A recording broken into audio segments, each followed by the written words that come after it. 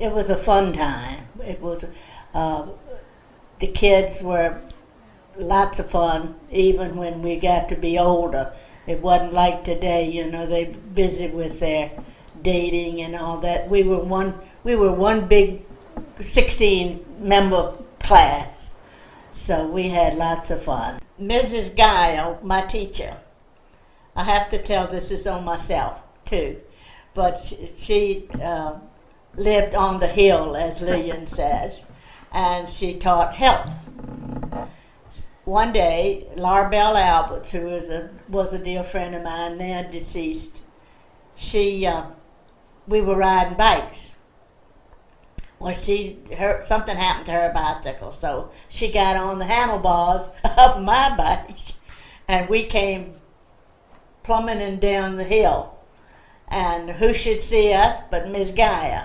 So the next day in school, she proceeded to let everyone know in the class what Louise had done.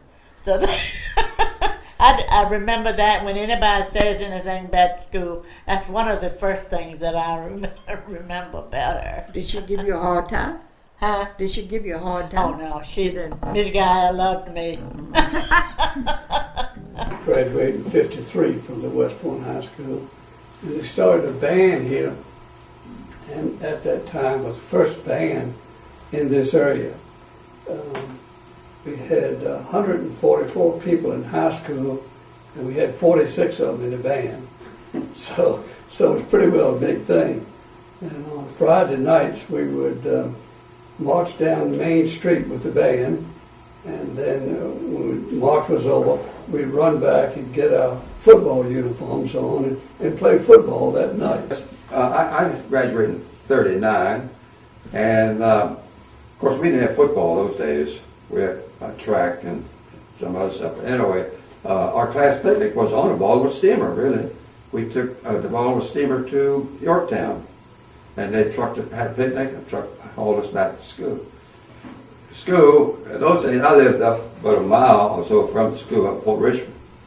We walked to school, and I remember in basketball, many a time we would take a shower after, and my hair would be frozen when I got home because of walking in that ice cold weather, But the old school, public school we had, I went there for 2 years in the late 20s. They were located right by the Bogart Center today, and I went to 2 years. And I remember Miss Raines, the teacher, would come by horse and buggy at that time. And then they built the Catholic school just up a little bit in 1931. And I transferred to that school with them. And of course, the old wooden building was famous for Halloween. Because they had 2 rooms. They had a woodshed and an outhouse. The outhouse had turned over every Halloween. That was routine. We had a Catholic school up in the Port Richmond area, and the nuns taught school there back in Catholic school. And we have down the road, a number of houses down the road, and bus stops at every house.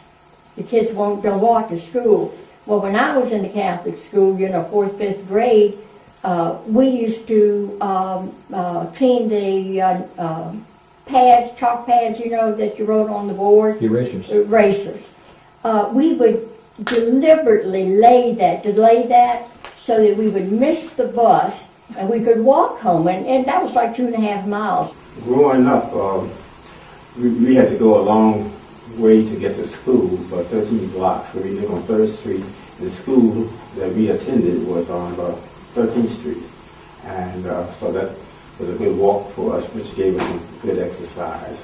Coming uptown, we passed all the business districts, the movie, the stores, the grocery stores, the garment stores, and drug stores, and the post office. Sometimes when you would stop at the post office in the winter times to warm up because it was a cold walk, and that made it interesting there because you got a new lease on your walk. I came here to school in the 7th grade, finished elementary school and finished high school here. Well, we had a very unusual principal, a nice lady, but she was strict as could be. And it was a black man that was the janitor that took care of the school, and she would call on William for doing everything. And William would be fine, but when Miss Kate came along, we knew we'd better walk on our toes.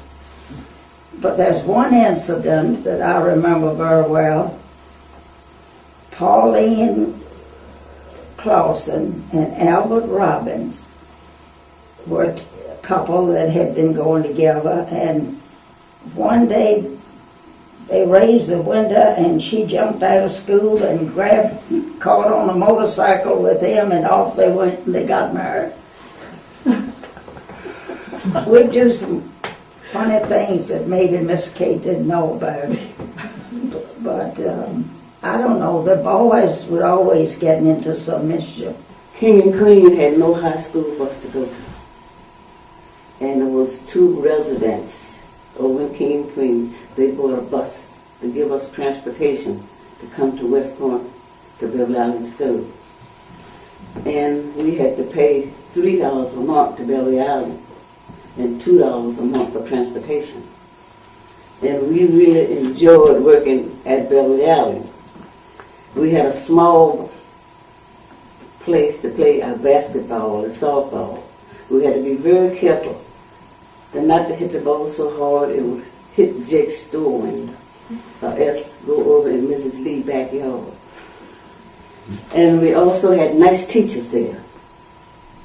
We learned a little bit of French, geometry, English, and whatever you name it, we got it. And in the back we had a little space there we could play volleyball, and we enjoyed that. And the next door to the school was Mr. John Wesley Bray. He sold crabs. And we could go over there and get a crab for 5 cents. We enjoyed that and a soda. And we would go up to a place called Liquor Pond to play ball. And we enjoyed that just to get out of the school. And we were the first class that went in Beverly Island that had the number of 28 students. They never had that many till we went there. And it was peaceful going to Beverly Island. And we enjoyed it, and I appreciate everything that I learned at Beverly Island today. We could ride bicycles, didn't we, Paige? Up and down the street at night and have the neatest time and walk up there to the football games and the basketball games and whatever without thinking about anything, without any fear whatsoever. See, Paige is a year under me in class. Yeah. And we just did. And it was really nice that we were able to do that. When we became juniors and seniors, we took class trips. And so what we did, we packed our lunch, a sandwich, and maybe some drinks. And the parents, we went on the Baltimore steamer, and we went to Claybank. And the parents met us there and brought us back. And we did that for 2 years. Did you ever do that, Peggy? No, we were too poor. You didn't do that? We did, and it was real neat. I went to school. We never had snow days. We always went to school. If the snow was up to our knees, we walked to school.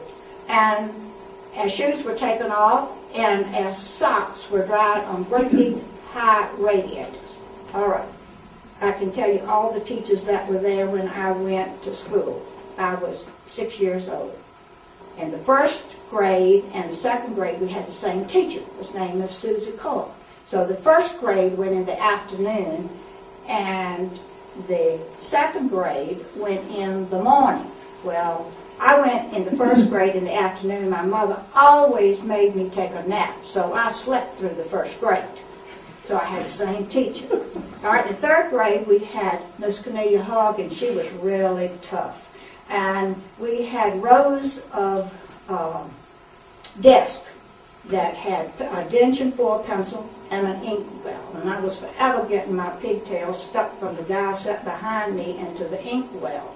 And we had little footstools. And as we grew, we could get rid of the footstools when our feet would touch the ground. So that was the third grade. Fourth grade was Miss Jeanette Bryan. And you will notice that all these are misses. And then in the fifth grade, we had Miss Violet Cleesby. In the 6th grade, we had Miss Elizabeth Hogg, who was Cornelia's sister. And in the 7th grade, we had the only married woman was Miss Mabel Guile. That's right, and that's because she was a widow. And so she was a widow. And we had a fire escape put on later that looked like a great big metal tube. And my mother complained because every time she ironed me a starch dress, they'd have a fire drill. When I came home, my dress was limped and I looked terrible.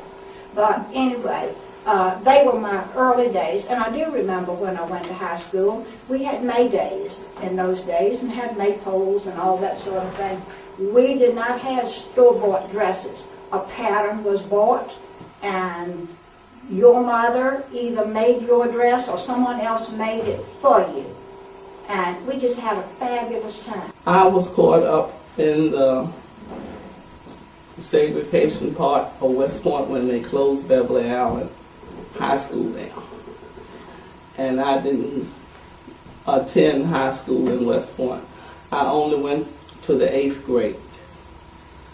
And in 1953, I stayed out of school a whole year because of the closing of Beverly Allen High School. I tried to enroll in the previously all-white school on 12th Street, but a group of the 29 of us that was left at the school went to the school, and the principal then was Mr. Humphreys. He refused to let us in. What was that experience like, and what kind of an impact did that have on your life from that point out? Well, from that point out, our parents were behind us the whole time. And the town had bought a brand new bus to send us to Hamilton Holmes High School, 16 miles away. But our parents refused to send us because we were residents of the town and they paid taxes here in town and they wanted us to get an education here in town. When the town refused to have a school for us, we received our education through a teacher that was living here in West Point by the name of Dolores Tuppence, and she became the first physical education teacher in Middlesex County at the St. Clair Walker High School. And she asked the authorities over there if we could come over, if she could bring some students who were out of school to that school district, and we enrolled in school over there at St. Clair Walker. And that's where I got my education from. And then it was a compulsory school law back then that children under 15 had to be in school. And I was one of the ones that was underage. And so they arrested 9 of the 29 parents in West Point. And then we had to go through the court. And that's when NAACP came in, and that was in progress here in West Point, and that helped us a whole lot to go through our struggles. Well, I feel now like I was a pioneer on the situation, but to help to get the schools integrated here in West Point.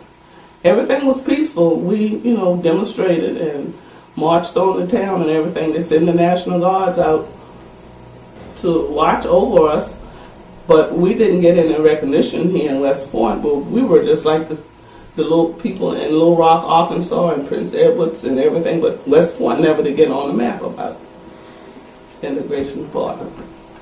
Yes, I was confident that it would change, but I didn't know it was going to take as long as it did to change.